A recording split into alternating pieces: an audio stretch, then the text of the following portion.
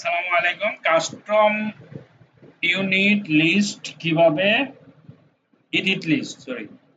Custom edit list কিভাবে বানাতে হয় এটা আমরা এখন শিখব।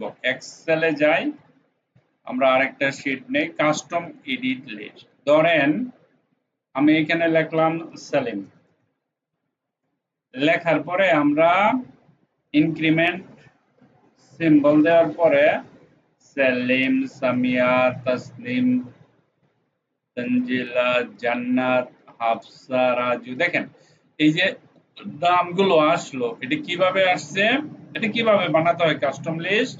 ফাইলে যাবেন, অপশনে যাবেন, অ্যাডভান্সে যাবেন, তারপরে জেনারেলে যাবেন। এই যে জেনারেলে গেলে এইখানে পাবেন এডিট কাস্টম লিস্ট। তারপরে এইখানে যেমন আমি এইখানে লিখব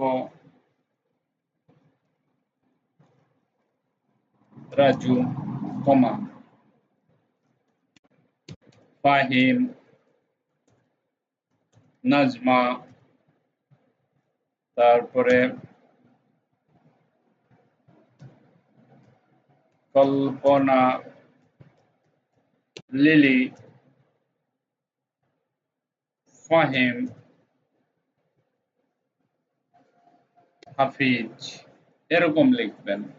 লেখার পরে অ্যাডে যাবেন, অ্যাডে যাওয়ার পরে ওকে দিবেন, ওকে দেওয়ার পরে আরেকটা ওকে দিবেন, বাস হয়ে গেছে। এখন আমি যদি এখানে লিখি রাজু,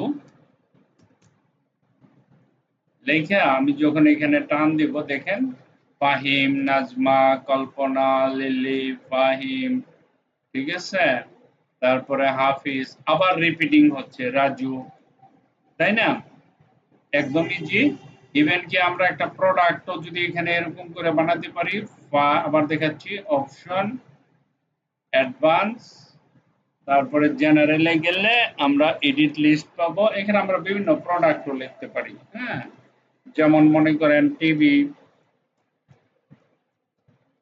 মোবাইল, তারপরে ল্যাপটপ, তারপরে কম্পিউটার, মাউস,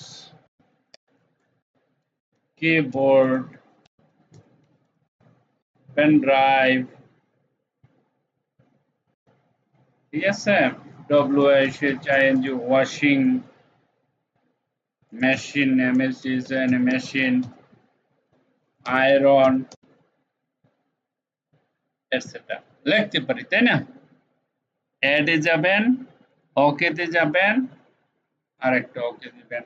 এখন আমরা যদি এখানে বলি টিভি, তারপরে যদি এখানে গিয়ে যেরকম প্লাসে ধরে টান দেয়, দেখেন আমার প্রোডাক্ট গুলো চলে আসতেছে। তাহলে আমরা এইভাবে প্রোডাক্টও এন্ট্রি করতে পারি, তাই না? Thank you very much for watching this video. Bye by.